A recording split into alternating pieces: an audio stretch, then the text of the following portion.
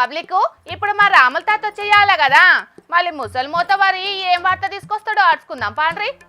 ఓ తాత ఏందయ్యాల్టి సంగతి?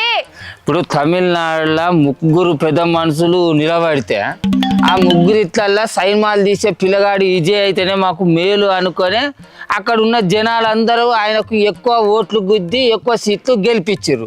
మరి అసలుటప్పుడు ఆయనను ముఖ్యమంత్రి సీట్లో కూర్చుండబెట్టాలనా వద్దా? ఇప్పుడు కూర్చుండబెట్టాలనా వద్దా అనేది పెద్ద తతంగా ఉంటుంది తాత, అది నీకు తెలియదు. అయ్యో తెలియకుండా చెప్పరాదురు, నువ్వు ఇంతగానో ఇటుక చెడబడితేమో. చెప్పేదేమున్నదే, తమిళనాడులో మొత్తం 234 అసెంబ్లీ స్థానాలు ఉన్నాయి. దాంట్లో విజయ్ సారు టీవీకే పార్టీకి 108 స్థానాలు వచ్చినాయి. స్టాలిన్ సారు డిఎంకే పార్టీకేమో 59 స్థానాలు, అన్నా డిఎంకే పార్టీకి 47 స్థానాలు. ఇక మిగిలిన ఇతర పార్టీలు గెలిచినాయి. కానీ ప్రభుత్వాన్ని ఏర్పాటు చేసేటందుకు కావాల్సిన మెజార్టీ సీట్లు ఎవ్వరికి దక్కలేదు. అరే మరి దీంట్లో మా సైన్మా వీరో పిల్లగానికే ఎక్కువ సీట్లు వచ్చినాయట కదా, అంటే ఆయనే గెలిచినట్టు కదా, మరి ఆయనకే ముఖ్యమంత్రి సీట్ ఇస్తే అయిపోద్ది కదా. మరి మీ పిల్లగాన్ని ముఖ్యమంత్రి చేద్దానే ఆ డిఎంకే పార్టీ అన్నా డిఎంకే పార్టీ రెండు ఒక్కటైతానే అట ఆడ. ఓరిత్తా, నైతికంగా ఈయనే గెలిచినప్పటికీ ఒగలిస్తేనే కూర్చునే పరిస్థితి అయిపోయిందా తమిళనాడులో? మరి కాదా?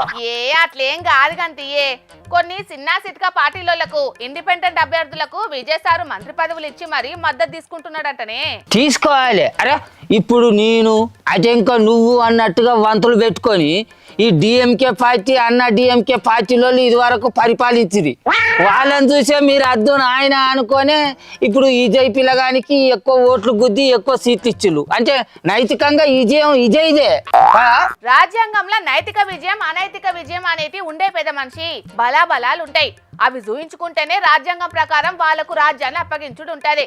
ఇప్పుడు తమిళనాడులో జరిగేది కూడా కాదేనాయే. కానీ ఆ టాలిన్ సారు అనేట ఆయన ఇవ్వాలా, ఇక నైతికంగా విజయ్ సార్కే ఓట్లు ఎక్కువ పడ్డాయి కాబట్టి ఆ పిల్లగానికే ముఖ్యమంత్రి సీటు ఇయ్యి, ఈ కొత్త సంవత్సరం మాకు అద్దు, లొల్లు పంచాయతీలు మాకు అద్దని అంటున్నాడు కదా. మరి ఆ స్టాలిన్ సారు బయటికి అంటున్నాడు గానీ లోపల నడిచే రాజకీయం వేరే ఉన్నదటనే.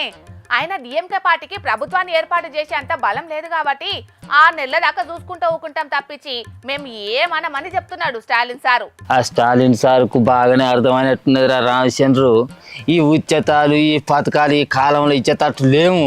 ఏదో ఓట్ల కోసానికి నోటికి వచ్చింది చెప్పినాం కానీ అవి ఇచ్చేటప్పుడు అసలైన పులుసు కారుతుందని ఆ స్టాలిన్ సార్కు బాగానే అర్థమైనట్టున్నది.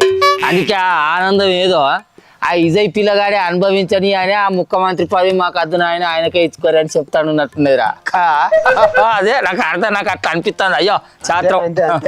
దానికి బెస్ట్ ఉదాహరణ మన తెలుగు రాష్ట్రాలేనే తాత. చంద్రాల సార్ కంటే కేంద్రం సపోర్ట్ ఉన్నది కావచ్చు కానీ మన ముఖ్యమంత్రి రేవంత్ సార్కు ఎవ్వరు సపోర్ట్ లేక ఇచ్చిన హామీలను అమలు చేయక నన్ను కోసినా ₹1 వెళ్ళదన్న వట్టే. మరి విజయ్ పిల్లగాడు ఎత్తెత్తలేదు ఇస్తా అనుకుంటాడు. ఏం కథ ఈ పథకాలన్నీ? ప్రతి ఇంటి యజమాని మహిళకు ప్రతి నెల ₹2,500 ఇస్తా అంటున్నాట. ప్రతి కుటుంబానికి 6 గాజు బుడ్లు పిరిగిస్తా అంటున్నాట.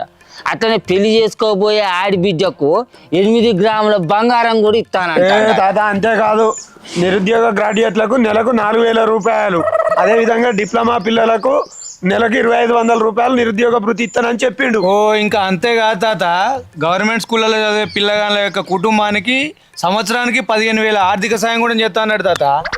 5 ఎకరాల లోపున్న రైతులకు పంట రుణమాఫీ, అన్నదాత పథకం కింద ఏడాదికి ₹20,000 ఆర్థిక సాయం, ప్రతి కుటుంబానికి 200 యూనిట్ల వరకు ఉచిత కరెంటు. ఇట్లా చెప్పుకుంటూ పోతే ఇంకా షాన్నే ఉన్నాయి తాత విజయ్ ప్రకటించినవి. అరే అది కాదు పిల్ల, మరి ఈ పథకాలన్నీ సాధ్యం అయితాయా కాదా అని ఆలోచన ఒక్కటన్నా చేయరా పిల్ల ఈ నాయకులు? అధికారం కోసానికి ఓట్ల ప్రచారాలల్లో నోటికి ఎంత అంతే మాట్లాడిరి. అధికారం వచ్చినాక ఇవన్నీ అమలు చేయకపోతే జనాలు ముఖం మీద తుప్పుకుని ఉంచారా? మరి కాదురా మరి అంతే మరి. అది అధికారం వచ్చినాక ముచ్చట. అప్పుడు ఖజానా ఖాళీగున్నది, నన్ను కోసిన ₹1 వెళ్ళదు అంటారు కావచ్చు. అంటే ఒడ్డెక్కేదాకా ఓడం వలన ఒడ్డెక్కినాక బోడం వలన శాస్త్రం అన్నట్టు అంటే నారా రామచంద్రు. మరి అవి సాధ్యం అయితాయా కాదా అనేది ఆలోచన వద్దు. అవి నమ్మి జనాలు ఓట్లు వేస్తారా వేయరా అనేదే ముఖ్యం మనకు. అవి ప్రచారం చేస్తే సరిపోయా అంతేనారా? అరే అట్లయితే మనం ఒక పని చేద్దామారా, మనం ముగ్గురం కలిసి ఒక మంచి పార్టీ పెడదాం.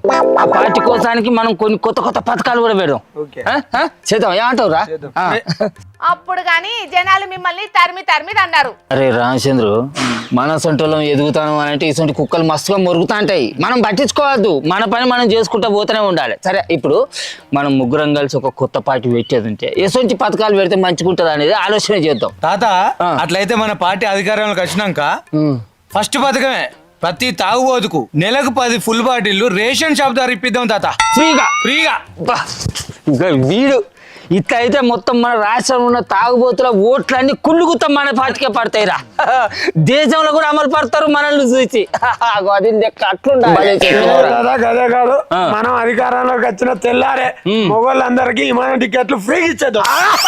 కరెక్ట్ మొగోని అనిపించుకున్నావురా. అది ఇప్పుడున్న సర్కారు ఆడోళ్లకు ఆర్టీసీ బస్సులో పిరిగితే మొగోళ్ళకు విమానం టికెట్లు పిరిగిస్తాం అంటే అది ఎంత గొప్ప విషయం. ఏమన్నా పథకమా, మనం గెలిచినట్టేరా. ఆపుతారా ఇక మీ పొంకనాలు? చెప్పమంటే పొద్దెళ్ళేదాకా ఇవే ఉద్దర ముచ్చట్లు చెప్తూనే ఉంటారు మీరు.